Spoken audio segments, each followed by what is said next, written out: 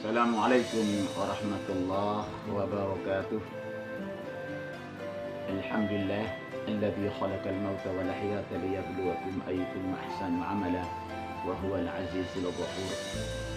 Asyhadu an la ilaha illallah wahdahu la syarika lah al-haqqul mubin wa asyhadu anna Muhammadan 'abduhu wa rasuluh al-mab'uts rahmatan lil alamin. Allahumma shalli wa sallim wa barik ala sayyidina wa habibina wa syafi'ina wa maulana Muhammad wa ala alihi wa ashabihi wa wala amma ba'd. Qala Allah ta'ala fi kitabil karim, a'udzu billahi minasyaitonir rajim. Subhanaka la ilma lana illa ma 'allamtana innaka antal alimul hakim. Rasulullah sallallahu alaihi wasallam, utlubul ilma walau bisin, talabul ilmi faridatun ala kulli muslimin wa muslimatin. Sadaqallahul azim wa sadaqa rasuluhu habibul karim wa nahnu ala dzalika minasyahidin wasyakirin walhamdulillahi rabbil alamin. Alhamdulillah, inayat taufik hidayahnya senantiasa bersemayam dalam diri sanubari kita, dalam hati kita yang paling dalam, lubuk hati kita, sehingga memudahkan kita untuk selalu berdakwah, selalu memberikan tausiah, selalu memberikan mau'izatil hasanah, bagaimana untuk menuntun hidup kita ini menghadap Allah biqalbin salim, dengan hati yang tenang, yang damai, penuh kasih sayang dan rahmat Allah Subhanahu wa taala. Ikhwanil kiram, khususnya anak-anakku sekalian, siswa dan siswi daripada SMA 52 Jakarta, kajian fikih ibadah ya, dengan tema prokes vs sunnah, yaitu bagian kedua, mengenakan masker. Kalau anak-anakku kemarin kita perhatikan, pertama adalah mencuci tangan. Sudah jelas adalah kata Allah dalam surat Al-Maidah ayat 6 itu bahwa kita diminta oleh Allah faghsilu aidiakum, mencuci tangan. Maka yang sekarang adalah mencuci atau membasuh wajah, yaitu dengan mengenakan masker. Anak sekalian, pas ya, tuntas, paham, jelas bahwa cuci tangan dengan prokes oke, tetapi manakala sudah kita bismillah, kita sudah cuci tangan, mau makan cuci tangan, kemudian mau sholat kita berwudu cuci tangan juga, maka ketika sudah rampung selesai kita berwudu, berarti tidak perlu kita cuci lagi dengan apapun. Jadi finish, udah yang namanya wudu udah selesai itu. Jangan lagi kita masuk ke masjid masih lagi pakai sabun, entah apa campuran yang mengandung enzim yang haram. Tidak boleh kau sentuh lagi benda-benda air itu yang konon katanya sanitizer, itu sudah tidak boleh lagi, karena kita sudah punya patokan bahwa dengan sudah itu adalah ma'ut tahuro. Doa kita adalah air itu sudah suci, tidak boleh menyentuh yang lain lagi. Nah seperti itu. Jadi kenapa sampai akan berjalan begitu romantis, begitu harmonis ya, hablum minallah dan hablum minan nas ini ya, kita pahami betul makna daripada tujuannya surat Al-Imran ayat 112 tadi itu. Billahi minasyaitonir rajim, duribat alaihimuz zillah aina masukifu illa bihablin minallah wa hablum minan nas. Akan ditimpa malapetaka, bencana dan musibah dimanapun mereka berada, kecuali mereka berpegang teguh pada dua hubungan, dua komunikasi kepada Allah secara vertikal, yaitu hamba beribadah kepada Allah Subhanahu wa taala. Sedangkan hubungan horizontal manusianya adalah hablum minan nas. Keduanya ini tidak akan bertentangan manakala datangnya dari pihak atau sesuatu yang benar. Paradoks karena bisa dicurigai bahwa ini sudah ada kepincangan, ada ketidakbenaran, sehingga terjadi paradoksasi, kepincangan-kepincangan ya, seperti itu. Jadi perhatikan, duritu alladzilla aina masuqifu illa bihabli minallah wa habli minan nas. Makanya untuk harmonisasi, untuk sinergi kedua perintah ini, kata Nabi, man la yarham la yurham. Barang siapa yang tidak menyayangi maka dia tidak akan disayang. Ya, kalau perintahnya ini memang dikasih sayang untuk kebaikan, insya Allah akan dibalas oleh pelaku daripada aturan itu, pasti kebaikan juga. Tapi kalau kita menyangkal, ya, maka tidak akan pernah terjadi harmonisasi itu, tidak akan pernah terjadi kebaikan itu. Jadi kita harus dua-duanya. Makanya kata Allah dalam hadits qudsi, irhamu ala ard yarhamkum man fis sama. Wahai penghuni bumi, penduduk bumi, berkasih kasihanlah kamu, saling menghormatilah kalian, saling bersayang-sayanglah kalian. Maka Allah dan malaikatnya yang di langit akan sayang kepada kalian. Jangan kita lihat kemarin, Masya Allah, seperti video di Aceh katanya, kita lihat yang pakai loreng itu, melarang kiai, melarang ustadz untuk zikrullah. Padahal zikir justru setan akan mampus, akan binasa. Azan akan lari terbirit-birit setan itu. Tapi kenapa sampai paradok? Kok ada tentara yang mau melarang zikrullah? Ini perlu dicermati bahwa kita sudah tidak saling menghormati lagi. Antara prokes dan sunnah ini sudah banyak bertentangan. Akhirnya timbullah retakan-retakan, gap-gap yang tidak harmonis lagi. Saudaraku, pahami ini supaya kita menjalankan prokes ini tidak bertentangan dengan aturan pemerintah. Ati Allah wa ati Rasul wa ulil amri minkum. Taati Allah dan Rasulnya, juga para penguasa. Manakala penguasa itu mengeluarkan suatu statement, suatu aturan, prokes yang tentunya tidak bertentangan dengan ajaran Allah dan Rasul, tidak bertentangan dengan sunnahnya. Ikhwani karam rahimakumullah. Untuk yang kedua ini, surah Al-Maidah ayat 6 yang tadi Allah sampaikan dalam firman-Nya, "Billahi minasyaitonir rajim, ya ayyuhalladzina amanu idza kuntum ilas sholati faghsilu wujuhakum wa aydiyakum ilal marafiq wamsahu bi ru'usikum wa arjulakum ilal ka'bain."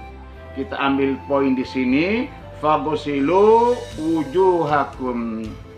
Basuhlah tangan Anda, basuhlah wajah Anda, muka Anda disuruh cuci, disuruh basuh. Tidak disuruh tutupin, tapi disuruh basuh. Disuruh basuh. Makanya di sini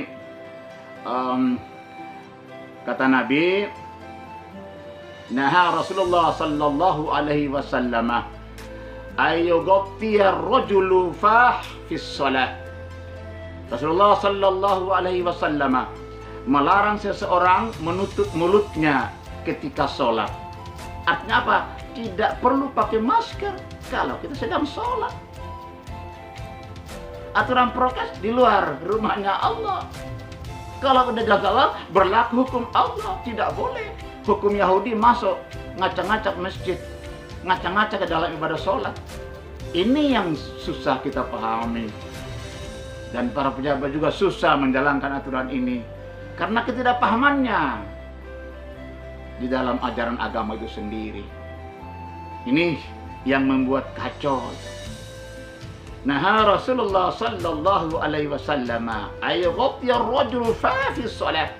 Larangan untuk kita menutup mulut kita. Maka dari itu, saudara-saudaraku, anak-anak sekalian, tolong fikih ibadah ini dipakai, diamalkan. Nggak ngerti fikih, kita akan terjebak.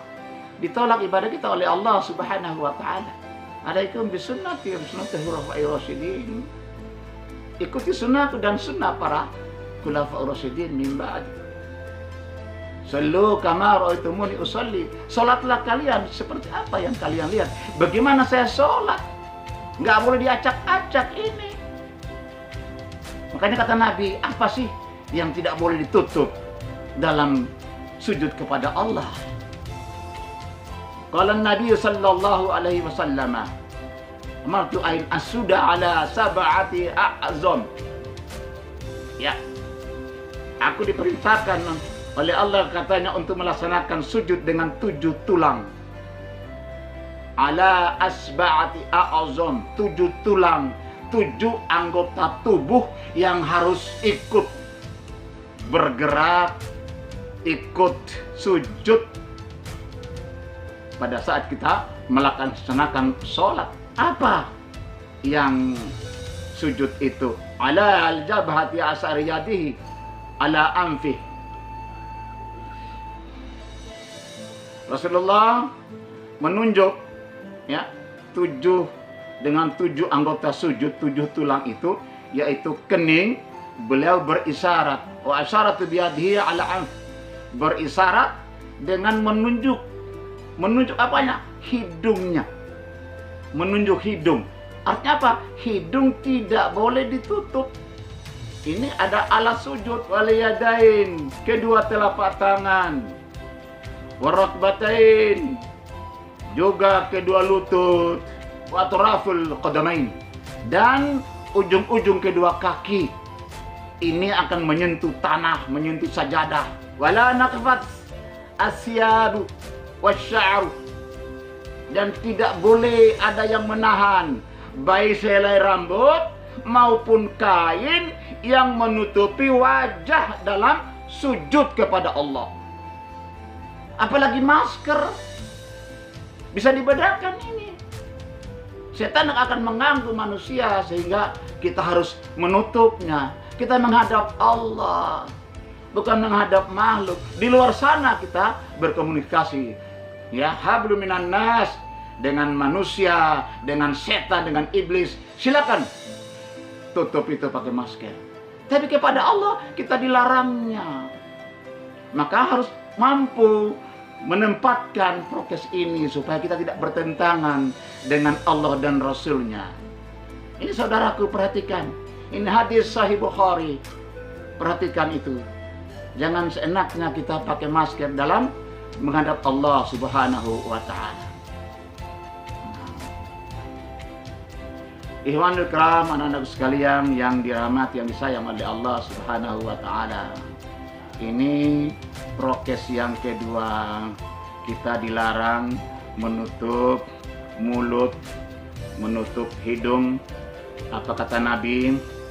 Ibnu Abi Syaibah meriwayatkan dari Nafi' an-Nafi' an Ibnu Umar annahu qariha ay yasulasam ar-rajulu fi shalah.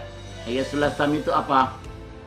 Ya, salasum ayasulasuma rajulu fi shalah. Dari Nafi' dan dari Ibnu Umar bahwa beliau membenci seorang melakukan salasum ketika sholat. Apa itu salasum? Menutup hidung dan mulut.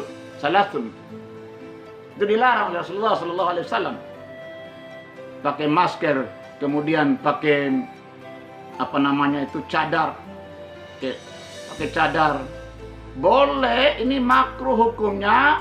Tapi ketika ada ajnabiyah, kita lagi sholat, ada orang asing lewat, mungkin takut ada fitnah, dibolehkan wanita itu memakai cadar.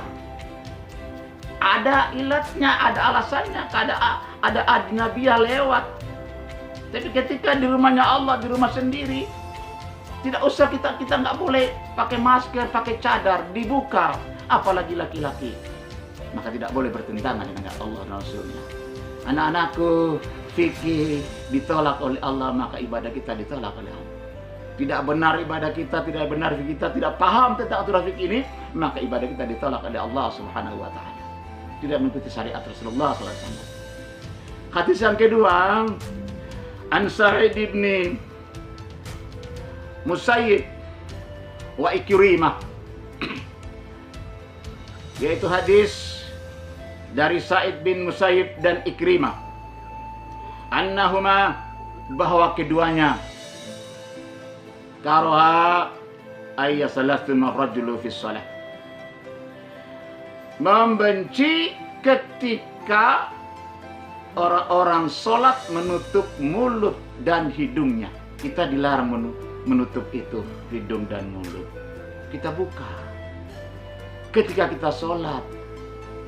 Prokes di luar sana silakan, jangan sampai mengganggu untuk ibadah kepada Allah. Pahami ini anak-anakku supaya Anda nggak salah jalan. Maka jangan salat ditutup dengan istilah talasum. Talasum ini adalah perbuatan menutup hidung dan mulut. Rasulullah melarangnya. Kemudian berikutnya untuk horizontal anak-anakku, yaitu hablum minan nas, larangan Nabi yaitu melarang meniup makanan dan minuman. Seperti apa dalilnya? Ada dalil ini hadis riwayat Bukhari dan hadis riwayat Ahmad. Billahi minasyaitonirrajim. Bismillahirrahmanirrahim. Apa kata Rasulullah sallallahu alaihi wasallam? Idza syariba ahadukum fala yatanaffas fil ina'i. Apabila kalian minum, janganlah bernapas di dalam gelas. Wa idza atal khala'a fala yamassa zakarhu biyaminih. Dan ketika seseorang itu buang hajat, ya, maka dia tidak boleh istinja, tidak boleh cebok dengan tangan kanannya. Kita dilarang beristinja dengan tangan kanan, tapi gunakan tangan kiri. Seperti itu. Ini yang inti yang kita akan bahas di sini adalah tidak boleh bernapas, tidak boleh meniup. Jadi dalam masker itu kita tiup, kita isap lagi. Kecuali oksigen yang 2. Tapi kalau udah filter begitu, udah masuk, Masya Allah. Terlalu berlama-lama kita juga pakai masker, maka bisa kita akan mengalami kematian. Maka tidak sedikit para medis dan dokter itu tewas hanya karena banyak sampah yang dia hisap kembali. Anak sekalian, hadis kedua, anna Nabiya sallallahu alaihi wasallam naha ayanaffasa fil ina'i aw yunfakha fih. Jadi nafas kedua, kemudian kedua adalah yunfakha fih. Nabi sallallahu alaihi wasallam melarang bernapas dalam gelas atau meniup isi gelas. Ada lempengannya, kalau panas kita kasih ke piring kecil dulu supaya dingin kopinya, susunya, tehnya. Setelah dingin baru kita minum. Kata Nabi, jangan minum panas-panas karena setan adalah selalu ikut campur dalam makanan kita yang panas itu. Kita disuruh meniupnya supaya ada racun yang masuk, CO2 supaya masuk ke dalam makanan. Kita makan kembali. Yang kita hirup adalah O2, oksigen. Kita hirup kembali yang kita buang tadi, CO2-nya, karbonnya masuk lagi ke dalam makanan kita, ke dalam tubuh kita. Makanya tubuh kita akan beracun. Setelah diteliti oleh para saintis, benar-benar hadis Nabi ini ternyata udara yang kita hembuskan, kita hirup kembali, sudah menjadi racun, saudara-saudaraku. Ini yang perlu kita perhatikan. Untuk itu, larangan mengenakan masker secara berkesinambungan, nggak henti-hentinya, terlalu berkepanjangan, akan berakibat buruk terhadap kesehatan kita. An-Nawawi mengatakan, wa na'an natanaffas bil ina'i huwa tariqil adad. Ya, memang bernapas atau meniup makanan, ya, kita meniupkan, ya, kepada makanan atau minuman, termasuk adalah aturan adab.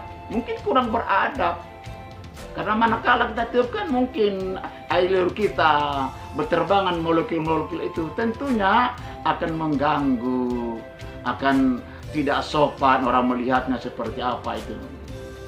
Makanya penjelasan medisnya sudah jelas bahwa kalau kita meniup akan mengeluarkan gas karbon yang masuk ke dalam molekul air atau molekul makanan sehingga menjadi asam.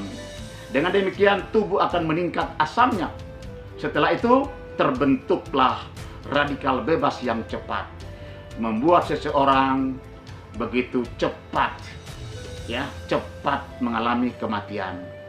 Jadi pahami benar, jangan terlalu banyak kita mengenakan masker, tetapi hati-hati hanya pada saat-saat yang sudah gawat, itu pun di hubungan manusia dengan manusia. Hablum minan nas, hablum minallah, tidak boleh. Kita ada aturannya, tidak boleh diatur sama siapapun. Itu aturan Allah dan Rasulnya, tidak boleh dirubah-rubah. Yakini ini, Anda akan diselamatkan oleh Allah Subhanahu wa Ta'ala. Barangkali ini dapat sampaikan, mudah-mudahan part kedua tentang aturan mengenakan masker ini supaya jelas. Jangan salah pilih. Bukan kita menantang aturan prokes, tapi bagaimana menyesuaikan, menempatkan supaya aman. Di hadapan Allah kita aman menurut sunnahnya, dan di hadapan manusia juga kita aman. Nggak boleh manusia mengacak-ngacak aturan Allah, mengacak-ngacak aturan Allah dan Rasulnya. Sudah ada tempatnya masing-masing. Billahi taufiq wal hidayah. Wassalamualaikum warahmatullahi wabarakatuh.